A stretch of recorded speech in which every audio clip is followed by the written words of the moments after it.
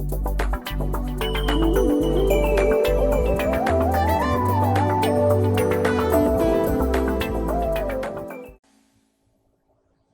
selamat siang semua. Hari ini kita akan masuk ke materi pertama untuk mata kuliah IT Audit. Jadi hari ini kita akan masuk ke Information Technology Environment and IT Audit. Dengan saya, Cupriani atau Burani, yang akan membahas materi ini selama satu semester ini. Jadi pertama kita masuk dulu ke yang akan kita bahas pada pertemuan ini. Jadi pertama kita akan masuk ke learning objective dulu. Jadi ini adalah hal-hal yang akan kita jadikan tujuan dari materi atau pertemuan hari ini. Jadi kita akan pertama mendiskusikan atau membahas tentang bagaimana sih teknologi ini selalu berubah, selalu evolve, sehingga mempengaruhi lingkungan bisnis dan selain ada manfaatnya, pasti ada resiko-resikonya juga yang terkait. Kita akan kita bahas resiko, kontrol, dan kita akan bahas ke fungsi dari audit itu sendiri terkait penerapan teknologi informasi dalam perusahaan. Terus kita akan masuk ke definisi dari IT audit itu sendiri, apa itu IT audit, apa yang bukan bagian dari IT audit, dan kita akan bahas berbagai macam isu terkait profesi IT auditor. Dan biasa nanti kan kita akan ada sesi diskusi dan tugas yang akan kita kerjakan. Ini ada 6 agenda secara umum yang akan kita bahas. Kita masuk ke yang pertama dulu, IT pada perusahaan, baik benefit dan resikonya. Sebelum masuk ke sana, saya masuk ke suatu pemahaman yang mungkin harusnya sudah umum ya dipahami oleh mahasiswa sistem informasi, bahwa kebutuhan dari IT auditor ini melebihi supply dari qualified candidate. Jadi di sini ada kebutuhan yang sangat-sangat mendesak dari IT auditor. Karena ketersediaan dari kandidat yang qualified masih sangat-sangat kurang. Masih sangat dibutuhkan profesi ini di dunia bisnis. Selain itu, IT auditor ini adalah profesi yang benar-benar highly demands. Karena pekerjaannya tidak hanya menarik di sini adalah pada saat kamu ngaudit terkait IT, uang cakupannya tuh luas banget. Bisa jadi kamu mengaudit untuk manajemennya. Bisa jadi kamu mengaudit pada saat aplikasi tersebut ketika dirancang, pas udah perencanaannya, atau pada saat dioperasikan, atau pada saat evaluasi dan monitoring implementasi dan efisiensi dari aplikasi tersebut. Jadi kalau bisa lihat bahwa ini menarik karena semua aspek manajemen bisa dijadikan objek pada saat kamu melakukan audit terkait efisiensi kontrol dari proses tersebut. Dan di sisi lain juga profesinya adalah challenging. Maksudnya challenging di sini adalah seperti yang tadi saya ungkapkan barusan, karena ruang lingkupnya sangat luas, posisinya menjadi sangat-sangat menantang karena seorang auditor dituntut untuk selalu mau belajar hal-hal baru. Seperti yang kamu lihat, teknologi selalu berkembang setiap saat. Makanya posisi seorang auditor pada saat menganalisis teknologi, menganalisis kontrol terkait penerapan teknologi tersebut juga harus memahami tren-tren teknologi tersebut. Selain itu, auditor juga harus mampu mengevaluasi entitas dari organisasi. Jadi tidak hanya fokus ke teknologinya saja, tapi juga fokus ke entitas dari organisasinya itu sendiri. Bisnis prosesnya, aliran datanya, informasi, dan sistem dari communication yang ada di dalam perusahaan tersebut. Jadi di sini pada saat auditor melakukan evaluasi, ruang lingkupnya luas banget. Bisa jadi kamu pelajari dokumennya dulu, kamu perlu bertemu langsung dengan orang-orang dalam saat melakukan interview, penyebaran kuesioner, menggali diskusi ya, menggali kelemahan-kelemahan atau hal-hal yang pernah terjadi atau resiko-resiko yang pernah terjadi di dalam perusahaan, dan juga menganalisis observasi dari sistemnya itu sendiri. Pada saat data dimanipulasi dalam sistem komputer, bagaimana dia diinputkan, di-store, didistribusikan, diproses, dan sebagainya. Jadi di sini IT auditor melakukan semua fungsi tersebut. Jadi di sini tidak hanya bisnis prosesnya, tapi juga function IT-nya, dan ini terintegrasi semuanya sesuai dengan kebutuhan dari enterprise tersebut. Sekarang kita masuk ke yang paling pertama ya, tadi saya bilang, kita lihat IT enterprise, IT pada suatu perusahaan. Kalau bisa lihat bahwa IT memiliki banyak advantage dan juga memberikan banyak benefit untuk perusahaan. Advantage-nya di sini bisa jadi memberikan processing time yang lebih cepat, memberikan perhitungan yang lebih akurat. Di sisi lain, benefit yang dialami perusahaan secara keseluruhan berarti data-datanya, keputusan yang bisa diambil, aliran datanya lebih terintegrasi dan dapat diakses dengan lebih mudah. Jadi seorang pebisnis bisa melakukan transaksi, bisa melakukan monitoring dari perusahaannya dimanapun dan kapan saja dengan device-device yang tersedia. Jadi di IT Enterprise ini, kalau bisa melihat bahwa dengan adanya IT di suatu perusahaan, ini meningkatkan kemampuan perusahaan dalam meng-capture, menyimpan, menganalisa, memproses data-data yang jumlahnya sekarang sudah sangat-sangat besar ya. Apalagi sekarang semua orang terhubung dengan perangkat telekomunikasi, dan itu menjadi data dan informasi buat perusahaan. Sehingga ini bisa membantu meningkatkan pengambilan keputusan. Dan ini juga menjadi teknologi di perusahaan sekarang bukan hanya sekedar tools yang membantu jalannya perusahaan, tapi dia sudah menjadi primary enabler. Di sini adalah kalau nggak ada teknologi tersebut, tidak bisa atau produksinya atau layanannya akan terhambat. Contohnya misalnya kamu melakukan transaksi online, kamu punya perusahaan atau UMKM yang jualan menggunakan marketplace secara online. Apa yang terjadi pada saat tiba-tiba server dari si tempat kamu menaruh lapak kamu di komersial lain tersebut down, berarti tidak mungkin ada transaksi yang terjadi kan. Itu maksudnya bahwa sekarang ini merupakan ada primary enabler. Jadi sudah benar-benar menjadi bagian yang terintegrasi dalam bisnis. Kalau itu nggak ada, bisnisnya nggak akan jalan. Oke, kita lanjut. Di sisi lain, selain adanya benefit dan advantage tersebut, sudah pasti ya, seperti sisi mata uang yang sama, sisi mata uang yang berbeda, ada risiko juga dari pemanfaatan teknologi tersebut. Biasanya risiko-risiko yang terasa langsung adalah yang terkait dengan niatan buruk seseorang. Misalnya hacking, terus juga misalnya ada virus, ada software-software yang bisa merusak sistem.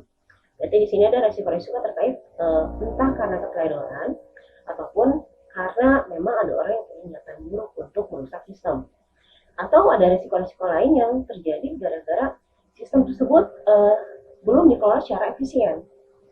Sehingga harusnya pemanfaatan teknologi bisa tadi ya benefitnya lebih akurat, sebagainya pada ujungnya adalah meningkatkan profit dan juga mengurangi biaya operasional. Tapi karena resikonya atau tidak di-planning dengan baik, hal itu tidak terjadi. Dan itu semua ya menjadi bagian dari resiko-resiko dalam pemanfaatan IT. Jadi tidak hanya terkait dua hal ini adalah yang terkait dengan keteledoran ataupun ada niatan buruk dari seseorang. Tapi bisa jadi juga terjadi gara-gara manajemen dari perusahaannya itu sendiri yang masih kurang terkait pemanfaatan teknologi. Oke. Jadi di dalam enterprise ada residual effect nih, ada dampak yang terjadi akibat pemanfaatan teknologi. Biasanya awal-awal pemanfaatan teknologi terjadi budget atau anggaran yang menjadi meningkat, increase success and failure, dan ini semua bisa dihindari. Jadi failure ini bisa dihindari dan sukses ini bisa ditingkatkan ketika perusahaan sudah menyadari bahwa ini mesti dikontrol, mesti ada yang mengendalikan pemanfaatan teknologi itu sendiri. Tidak bisa dibiarkan berjalan tanpa ada kontrol-kontrol yang perlu diterapin dalam perusahaan itu sendiri terkait pemanfaatan IT. Jadi di sini teknologi sudah memiliki dampak yang sangat besar ya. Dia diterapkan pada semua proses pemanfaatan teknologi. Jadi untuk memastikan bahwa kontrol itu ada dan efek berjalan dengan efektif, itulah ya yang menjadi sebab lahirnya kebutuhan terhadap IT audit. Jadi dari sini kita bisa lihat ya, garis besarnya adalah IT audit itu sendiri bukan berarti kamu mencari kesalahan. IT audit fungsinya adalah memastikan ada kontrol nggak sih di perusahaan. Kontrolnya terkait apa? Terkait resiko. Jadi PR besarnya pertama adalah pada saat kamu menjadi seorang auditor, kamu mesti paham dulu resiko yang akan dihadapi perusahaan terkait pemanfaatan teknologi. Resikonya dulu kamu petakan, atau resikonya dulu yang perlu disadari sama perusahaan. Baru tugas seorang auditor adalah memastikan ada nggak sih kontrol terkait resiko ini. Terus baru dilihat nih, kalau memang sudah ada si kontrolnya berjalan efektif atau enggak. Kita masuk sekarang ke bagian yang kedua ya. Kita lihat sekarang environment IT itu sendiri. Gitu. Tadi kita udah bahas IT enterprise. Kita sekarang lihat nih, teknologi kan selalu berkembang. Oke, tren yang sekarang apa sih sebetulnya IT environment untuk dunia bisnis? Apa yang sedang dimanfaatkan dengan secara maksimal atau jadi tren dalam perusahaan? Jadi karena kontrol sistem itu dibutuhkan secara masif atau selalu dibutuhkan, maka yang perlu disadari pertama adalah IT environments. Jadi IT environments ini merubah perilaku bisnis dan juga perilaku pada saat dilakukan audit. Kenapa? Karena ada perubahan dari konsentrasi data. Terus ada perubahan dari akses dan linkage dari sistem itu sendiri. Terus juga dibanding dengan penggunaan kertas, ada peningkatan aktivitas yang beresiko pada saat pemanfaatan teknologi tersebut. Tapi di sisi lain, ada opportunity yang dimanfaatkan oleh orang-orang untuk melakukan fraud. Jadi dengan adanya teknologi, jadi mempermudah orang-orang melakukan kecurangan atau penipuan. Nanti kita akan bahas di sesi-sesi selanjutnya terkait hal ini. Kita bahas dulu untuk IT environment yang pertama. Jadi tren yang pertama adalah ERP. Jadi Enterprise Resource Planning ini diterapkan untuk mengintegrasikan seluruh bagian core perusahaan. Jadi kalau bisa ngeliat di sini ya, dengan adanya ERP modular system, semua bagian yang ada di perusahaan bisa lebih terintegrasi. Jadi di sini mereka akan mengakses database yang sama database, sehingga data yang digunakan akan akurat. Hasil yang diberikan pada saat menjadi informasi atau pengetahuan akan lebih akurat atau lebih membantu pada saat pengambilan keputusan. Dan sebenarnya ERP berikutnya adalah cloud computing. Cloud computing ini berkembang karena teknologi internet sekarang sudah semakin baik ya. Jadi banyak orang yang bisa kamu lihat di sini ya, mengakses datanya, menyimpan. Jadi tidak hanya menyimpan data, bahkan pada saat kamu melakukan processing, aplikasinya kamu taruh di cloud computing. Jadi seringnya kita contohnya aja kayak misalnya kamu menggunakan Google Docs. Pada saat kamu menggunakan Google Docs, kamu tidak perlu menginstal Google Docs yang tersebut kan. Yang kamu lakukan adalah kamu akses untuk ke Google untuk kamu bisa membuka file Excel kah atau PPT dan sebagainya. Jadi di cloud computing tidak hanya untuk storing data, tapi juga kamu bisa melakukan berbagai macam proses. Dan keuntungannya adalah ketika kamu menggunakan perangkat yang berbeda, kamu bisa mengaksesnya dari manapun, kapanpun. Jadi di sini kamu bisa melihat bahwa benefit ya, tapi pasti ada resikonya ya. Nanti kita bahas resikonya. Jadi menurut Isaka, cloud computing berkembang secara eksponensial. Jadi ini tidak lagi sekarang cloud computing ini sudah tidak lagi disebut sebagai emerging technology karena udah umum. Sudah terbiasa semua orang menggunakan cloud computing pada operasional bisnis sehari-hariannya. Oke, kita lanjut. Berikutnya ada yang namanya mobile device management. Mobile device management ini aplikasi-aplikasi yang membantu pada saat kamu perlu melakukan processing data dengan menggunakan perangkat-perangkat mobile. Di sini ya. Jadi di sini memang manajemen, konten manajemen semua ya. Jadi ini bisa diatur dengan menggunakan perangkat mobile yang berbeda. Jadi di dalam mobile device management ini memastikan bahwa apakah sudah terintegrasi nih datanya dalam organisasi, semua data tadi terintegrasi nggak dalam organisasi, dan pada saat diimplementasikan itu comply nggak, ada kepatuhan nggak, sejalan nggak dengan peraturan dan prosedur yang berlaku dalam perusahaan. Jadi sekali lagi ya, jadi pada saat kamu mengaudit, kamu juga mesti memperhatikan bahwa kontrol atau proses yang berjalan dalam perusahaan sesuai nggak sih sama SOP-nya, sesuai nggak sih sama kebijakan ataupun prosedur yang sudah disepakati oleh perusahaan. Kalau enggak, itu bisa dijadikan temuan dari audit.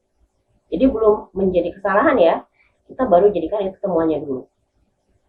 Karena masih butuh banyak evidence lain. Berikutnya kita masuk ke protect corporate information. Jadi di sini dengan adanya mobile device management, permasalahan berikutnya adalah bagaimana memastikan bahwa informasi corporate dan bisa terlindungi.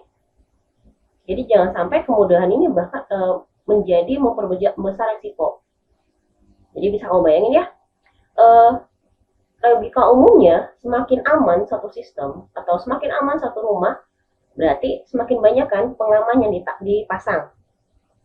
Kalau semakin banyak tools pengaman yang dipasang, berarti semakin susah untuk kamu masuk ke rumah tersebut. Bayang ya? Sementara mobile device management tujuannya adalah mempermudah pada saat mengakses data. Tapi bukan berarti mengorbankan keamanan data itu sendiri. Itu yang mesti diperhatikan pada saat pengembangan atau penggunaan mobile device management. Makanya di sini tidak hanya integrasi data yang difokuskan, tapi juga pastikan bahwa comply dengan kebijakan dan prosedur dari perusahaan. Berikutnya Internet of Things. Internet of Things ini menjadi salah satu yang berkembang banget sekarang. Jadi bisa kamu lihat di sini ya, tahun 2020 ini IoT sudah menjadi hal yang semakin berkembang dan memberikan revenue yang sangat besar. Dengan adanya IoT, Internet of Things ini, berarti data yang direkam oleh perusahaan menjadi semakin besar. Tanpa ada pengolahan yang baik, yang efisien, itu akan mempengaruhi pada saat pengambilan keputusan. Jadi IoT ini memang tadi ya, dia akan mengirimkan data dari berbagai macam device. Permasalahan selanjutnya adalah gimana mengelolanya, gimana menganalisis data tersebut. Pastikan bahwa dianalisis dan dikelola dengan sesuai peraturan dan kebijakan yang berlaku. Bukan hanya di perusahaan, tapi juga di negara dan hukum internasional terkait perkembangan data. Ya, jadi IoT ini memberikan fast moving data. Karena IoT dia menangkap data-data dari berbagai macam sensor yang dipasang di device-device sehari-hari. Misalnya kamu pernah dengar e-tilang kan? Itu juga sama, itu termasuk salah satu IoT. Jadi di sana bisa menangkap, ada kamera yang menangkap pada saat kecepatannya melebihi batas ataupun kesalahan-kesalahan yang ditetapkan sesuai peraturan pemerintah pada saat mengendarai lalu lintas. Nah, ditangkap nomor platnya sehingga langsung bisa dikirimkan surat tilang. Oke. Jadi di sini bisa kita lihat bahwa IT environment adalah bagian dari strategi organisasi. Jadi nggak bisa ditinggalin, nggak bisa dipisahkan. Makanya pada saat kita mengaudit, tadi yang saya bilang di awal, kita tidak hanya berfokus ke teknologinya, tapi juga fokus ke strategi dari organisasi pada saat pemanfaatan IT sendiri. Jadi IT auditor diharapkan orang yang aware atau sadar terkait infrastruktur, kebijakan, dan operasional dari perusahaan tersebut sebelum seorang auditor ini bisa melakukan review dan examination terkait fungsi auditnya. Jadi nggak bisa dipisahin ya tiga hal ini, infrastruktur, kebijakan, sama operasional dari si perusahaan itu sendiri. Jadi nggak bisa IT-nya doang nih yang akan kita audit, karena namanya adalah IT audit, bukan ya. IT audit cakupannya luas. Oke, IT auditor juga mesti memiliki kemampuan menentukan bahwa IT control ini sudah diterapkan sesuai dengan peruntukannya enggak? Bagaimana caranya? Dengan memastikan bahwa organisasi sudah paham terkait production data dan juga tadi ya seperti saya bilang, protection data ini sejalan dengan tujuan organisasi. Jadi ada data yang benar-benar berharga, berarti itu mesti diamankan dengan effort yang lebih dibanding dengan data lain yang derajat pemanfaatannya di bawah dari data core perusahaan. Nanti kita akan bahas apa sih yang disebut data core perusahaan. Oke, ini end of session 2. Nanti kita akan lanjut ke bagian faktor yang mempengaruhi kontrol dan audit dari komputer. Oke, terima kasih.